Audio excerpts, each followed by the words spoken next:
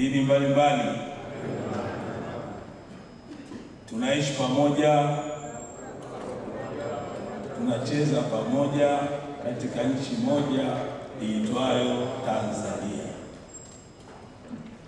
Mheshimiwa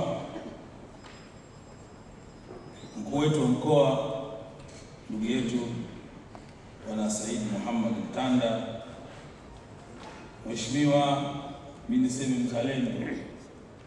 mzalendo wa kweli, ambaye kwa hakika Watanzania, wana Mwanza, wana kanda ya Ziwa, tunakuombea sana Mungu, ndugu yetu Bwana Razaki Nyeranda, ambaye umehudumu katika serikali mbalimbali ya nchi yetu, lakini hata ulipomaliza bado unaendelea kufanya kazi nzuri kwa taifa lako. Na mimi naamini ni kwa sababu unajua hata likitokea la kutokea, hatuna nchi nyingine ya kwenda zaidi ya Tanzania. Nenda kwa ufupi na haraka. Kwanza nitoe shukrani nikiwa mwenyekiti mwenza wa kamati ya amani ya viongozi wa dini. Natoa shukrani sana kwa wale wote waliotabara, waliosaidia uwepo wa kongamano hili kubwa la aina yake. Nawashukuru sana na kuombea Mungu awabarikie. Na tusichoke, waendelee kusaidia yafanyike makongamano haya na mikutano hii kwa ajili ya kumlinda mama Tanzania. Niwashukuru maaskofu, wachungaji, mashehe, maustadhi. Kwa upande wetu sisi Waislamu, madhehebu zote naziona hapa: Shia, Jamaat Ansar Sunna, Qadiria, Ibadhi, naona taasisi kina Uwama, umoja wa walimu wa madrasa, umoja wa maimamu, wote naona waratibu wetu wamechukua kila eneo. Mungu awabarikie sana. Nasema haya kwa furaha kuona kwamba kweli nchi hii ilitafutwa kwa dua na sala. Nchi hii ya Tanzania ni nchi pekee hatukumwaga damu wakati kutafuta uhuru. Ni wazee wetu walisimama kwenye maombi, wakafanya dua, hatimaye ukapatikana uhuru wa Tanzania. Na kwa miaka 60 ya uhuru, zaidi ya miaka 60 sasa, nchi yetu haijaingia dosari ya kuvunjika amani yake. Sisi katika Uislamu, Mtume Muhammad sallallahu alayhi wasallam anasema, man asbaha aminan fi sirbihi muafa fi jasadihi indahu qutu yawmihi fakannama hiza lahu dunya. Mtume wetu anasema, yule ambaye atakayeamka asubuhi nyumbani kwake ana amani, ana salama, mzima, muafa fi jasadihi, ana afya katika kiwiliwili chake, lakini indahu qutu yawmihi, ana chakula cha nyumbani kwake. Mtu mwenye hivyo vitu vitatu, Mtume wetu Muhammad anatufundisha, asema mtu mwenye mambo matatu. Kwanza, ukiamka asubuhi una amani. Kwa hiyo ikiwa nyumbani kwako umeamka una amani, ikiwa katika mtaa wako umeamka mna amani, ikiwa katika wilaya yako mmeamka mna amani, ikiwa katika mkoa wako mmeamka mna amani, ikiwa katika nchi yako mmeamka mna amani. Hili la kwanza. Lakini la pili, muafa fi jasadihi, una afya. Mungu amekuepusha na maradhi. Lakini la tatu, ikiwa una riziki ya chakula, unaweza kupata ugali wako, ukapata mkate wako, ukapata kitumbua chako. Haya matatu ukiwa nayo, Mtume wetu Muhammad sallallahu alaihi wasallam anasema, mfano wako ni kama umepewa dunia yote. Kwa hiyo, kwa maelezo haya mafupi, sina shaka haya tunayajua sisi wa Tanzania. Kitu bora kitachoweza kutusaidia tukavuka salama kwenye uchaguzi ni amani. Na kumekuwa na maneno mengi tu. wachungaji na mashehe mnahubiri sana amani, mbona hamhubiri haki? Jamani, haki haiwezi kuwepo kama hakuna amani. Ni haki yetu kusali sisi Waislamu kwa siku mara 5. Wenzetu wa Kristo mnao utaratibu wenu wa kusali, inawezekana kila Jumapili au kila baada ya siku fulani. Tuulizane humu wana kongamano, ikiwa kamechafuka, nani anaweza kwenda kanisani? Tuulizane hapa. Ikiwa kamechafuka, nani atakwenda msikitini? Sisi tuna kitu kinaitwa kaswida. Shehe Mazazi ataimba amani na nini, ataimba ataturemea kwa tusema ya Allah. Wakristo mna kitu kinaitwa kwaya. Mtapiga mama ni bebe, mama mtaimba ile kwaya, lakini kwaya inaimbika kama vimevurugika.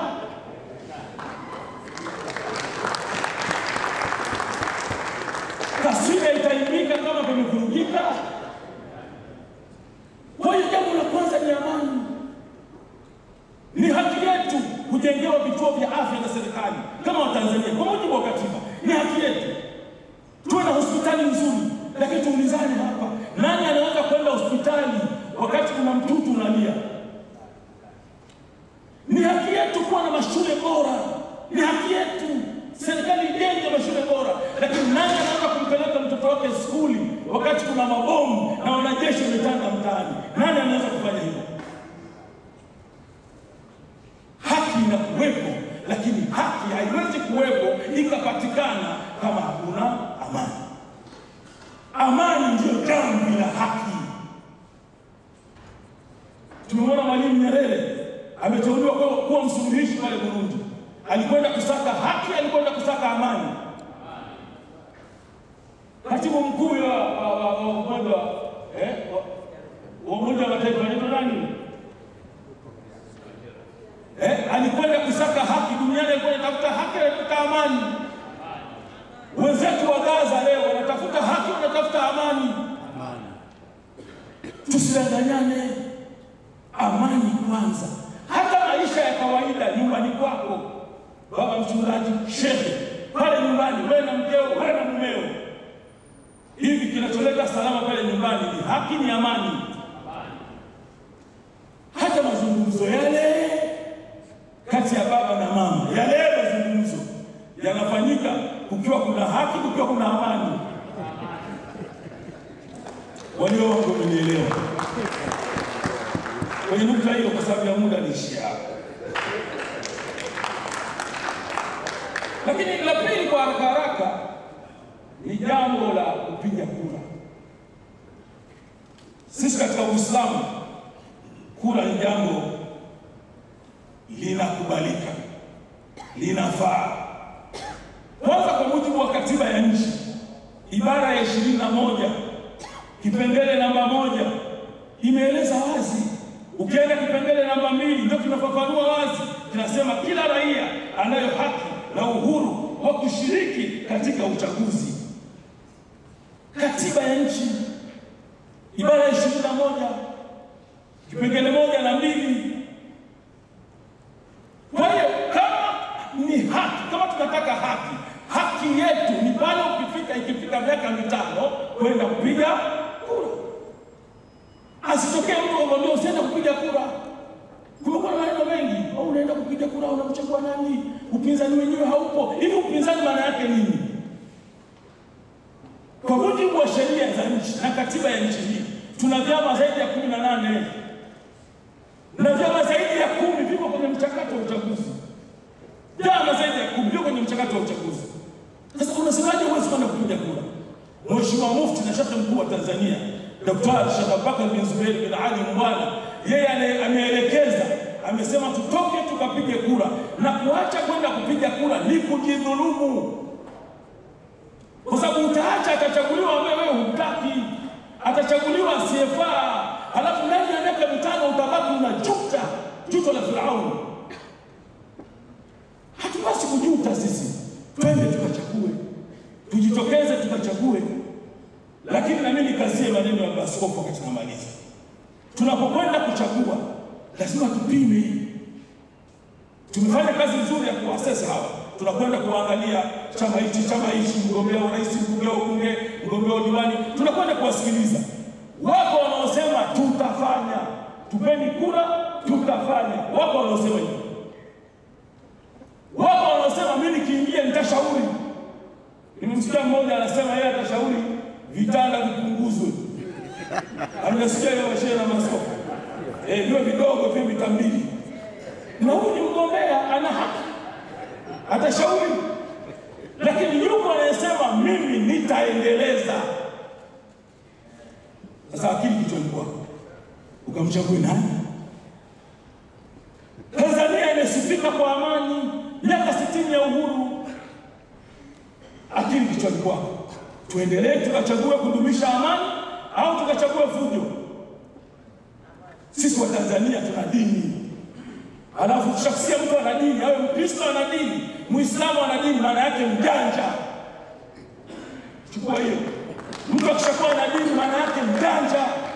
Eti leo anatokea mtu yuko Canada, yuko Marekani, yuko Uingereza, yuko China, kupitia mtandao anakushawishi wewe kijana wa Tanzania kwamba tarehe 29 badala ya kwenda kupiga kura nenda kaandamane. Na wewe unasema nitatoka kwenda kuandamana. Una akili au pumba?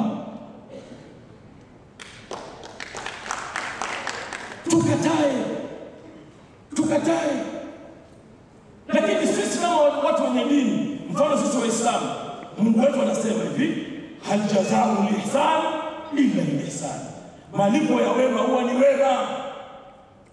Mtu akikutendea wema, mlipe wema. Mfano sisi tunapowaheshimu Wakristo, tukisema Wakristo ni ndugu zetu, tunakumbuka fadhila. Mtume wetu Muhammad sallallahu alaihi wasallam ametumwa akiwa Maka, akafukuzwa na watu wake. Mtume akawaambia maswahaba zake, wanafunzi wa mwanzo, waende Habeshi, Ethiopia, kwa mfalme Mkristo, mfalme Najashi. Mfalme Najashi akawapokea wanafunzi wa Mtume Muhammad, akawapokea na kuwasaidia na kuwafanyia haki, kuwatendea uadilifu. Mkristo. Kwa hiyo sisi tukiwapenda Wakristo, tukiwaheshimu, tunakumbuka nini? Fadhila. Malipo ya wema ni wema. Wakristo Tanzania, hapa Tanzania Wakristo wameingia 1800. Uislamu umeingia Tanzania mwaka 800. Tofauti yake miaka mingapi utasema wewe? Lakini Wakristo walipofika Tanzania ni wazee wa Kiislamu waliwapokea, wakawapa maeneo ya kujenga, wakajenga nyumba za ibada, wakapewa maeneo ya makazi na wakaendesha dini yao bila matatizo. Sasa akitokea mtu anakuambia Wakristo ni wabaya au Waislamu ni wabaya, huyu mtu amechanganyikiwa, hajui historia ya nchi hii.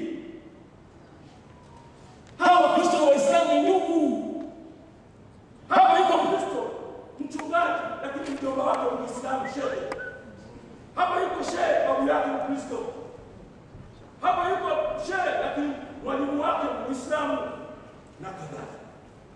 Kwa hiyo sisi tunapokwenda kuchagua, hatuendi kuchagua dini, hatuendi kuchagua askofu wala shehe. Tunakwenda kuchagua kiongozi atakayeiongoza Tanzania.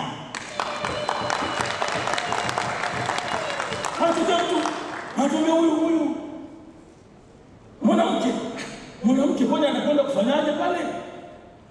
Ni mwanamke huyu Samia Suluhu Hassan ameingia kwa ghafla. Mwanamke kaingia kwa ghafla, anapewa taarifa yuko Tanga, bwana rais amekufa. Tangaza. Amekufa, tangaza.